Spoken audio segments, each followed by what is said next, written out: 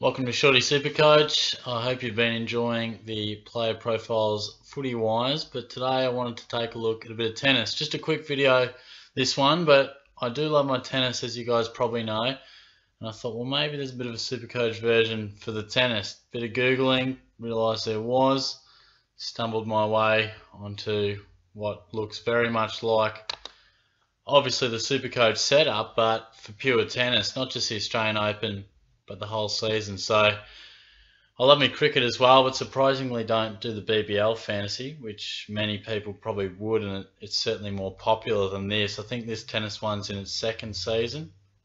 So yeah, I just wanted to give it a bit of a shout out. Not sure if I'd do many videos on it in the future. Probably just wanted to see, I guess, if anyone else was interested in doing it.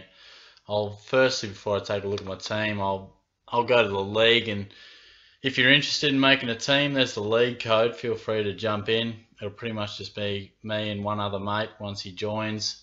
I'll release this probably on the Sunday night, just before the tournament starting on the Monday. So it does go all season long, which the ATP and WTA season is pretty long. It's, I think, roughly, of course, January till about November, I think, when the World Tour finals are on. So you got to stay committed, and that's one thing that, I'm pretty confident I will. I'll stay committed, but it's just could be a little bit more difficult keeping up with the news and how players are going and things like that when they're playing on the other side of the world rather than the MCG. But I have really been enjoying it. I've still been doing my SuperCoach player profiles, as you would have seen, but I've really been thinking a lot about this.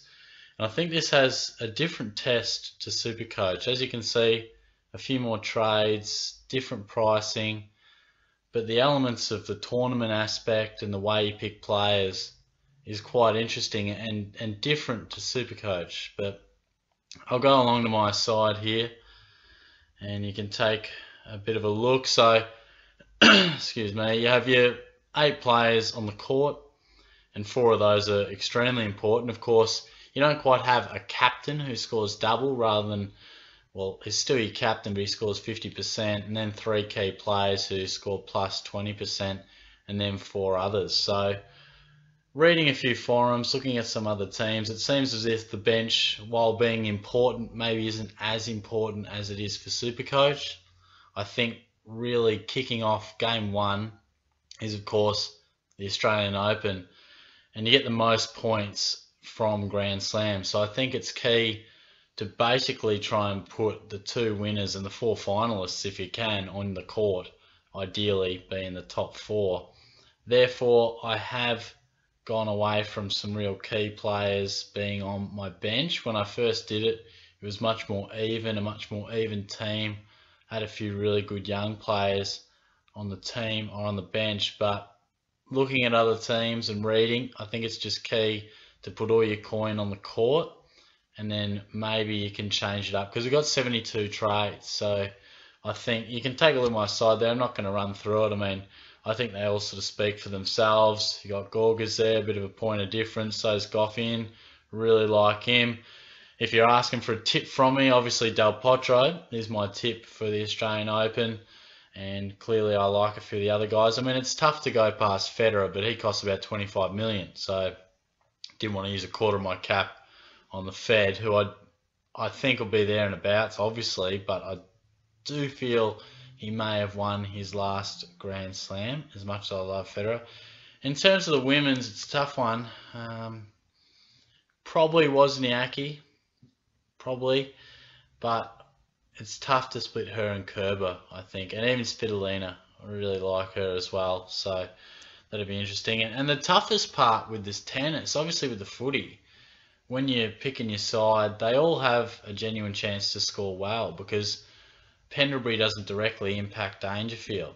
Okay, you might get the odd tag, but very rare, or at least not for a full game, where these players directly impact one another. So I had to shuffle quite a bit initially once the draw came out, because as much as you don't want to sacrifice too much of who you want just on one draw, it's important to get enough players deep enough into that second week. Del Potro and Goffin can meet in the 4th or the quarters, I think, and similar to Dimitrov and Kyrgios, I think they can meet in the 4th. And I managed to get the women to be one in each quarter, which I was really pleased about. And look, I'll just go to the calendar, which I can't remember quite where I found it. But yeah, the calendar's interesting because obviously you've got men and women, and some aren't always a mixture. It'll make more sense when I show you the calendar. Sometimes you'll need to just have as many women playing as possible, or as many men, hence more trades. But equally, I feel we don't want to be wasting too many early because you will need some for injuries. So of course the Australian Open, then game week 2 is just WTA, so clearly I'm going to have to trade out a few men.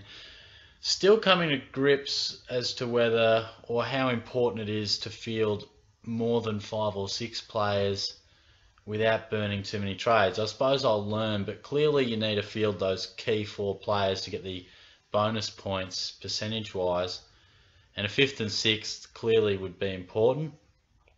But I think there'll be times where having a 7th or 8th player on the court won't be necessary or too risky. You might want to burn too many trades, because if a player comes in on your court for number 7 or 8 but they get knocked out in the first round, you're probably looking at 2 or 3 points. So it's a bit different to footy. You know, a 0 can kill you because you've missed out on potentially 80 to 120 points, where if your 7th or 8th tennis player goes bust anyway, you don't have enough quality, you may as well just cop a 0, save a trade, because you might only just lose anywhere from 2 to 10 points. It's certainly not as damaging. So as you can see, there's plenty of game weeks. I have looked through a few. Where does it go up to? Yeah, November. So 37 weeks, 72 trades. In essence, you've just about got 2 trades per game week. A bit different to footy, where you've got the 30 trades and 22 weeks. It doesn't quite work out to the 2. You've got to be a little more savvy in terms of where you're putting those trades. So clearly I think it's a different beast, but it's very interesting and something I'm really looking forward to. I'll give you a quick look at the points once this wants to load. So it certainly conducts a different challenge, because of course initially that Australian Open, I think you want to try and target that and get the winners. But then from there on out, you're obviously hands are tied a bit because you pick that initial squad. So I think keeping an even balance early and then adjusting between the men and women. And from what I read, you can certainly get a real all-star team come midway through the year. So I think it's important to not go your Nadals and Federers and the like early. So as you can see, where are we? Yeah. The majors are huge, obviously, which will give me an exact point score in a sec. Yeah, so you win, you get everything else that you've already worked for, the points, plus 60 for being the winner, which is big. Match points, you know, straight sets helps. Then there's a few little things like, you know, to reward you being competitive in a set, and you know, tiebreakers and aces and, you know, those sort of things, just to differentiate a little bit, because it'd be a bit boring if it was purely 3 points for a win. It'd be very tough to get differentiating in terms of the players. So that's about it in terms of point scoring. It's obviously much more simple, but big range. So in terms of what's a good score on that, Ostapenko, when she won the French Open, was the highest score for the season. I think it was about 173. So clearly your highest scores are going to come in the majors, but it is important because not all major winners play all season round. Of course, people like Federer, Nadal, Williams, they're now going to start to target the majors, and that might mean bypassing some of the lesser lights in terms of events. So it's very important, I think, to have a mixture of players on the rise as well as the best players. So it'd be interesting to see how I go. By no means do I think I'll do extremely well, but by the same token, SuperCoach, there's so much media about it. There's so many more people, so much more dedication and pages to it. Where this I've enjoyed, while there is a couple of pages and a little bit of discussion, I've enjoyed the fact that you can seemingly get somewhat of a unique side and there is a bit more flexibility in terms of trades. So I do look forward to it. I think 27,000 people played the game last year in its first season. You'd imagine that might go up a little bit second time round, and we'll wait and see how we go. But let me know your thoughts on tennis as well. If you've got a tip for the Australian Open, let me know. Let me know if you've got any plans to take up this fantasy game at all, or if you have already. And as I said, feel free to jump in a league with me. None of my mates except for one are doing it, so may as well jump in, or I'll just have a bunch of random people that they get allocated me anyway, so may as well have some subscribers in there with me. So feel free to join up, that'd be great, and I'll talk to you soon. Plenty more SuperCoach football stuff coming your way.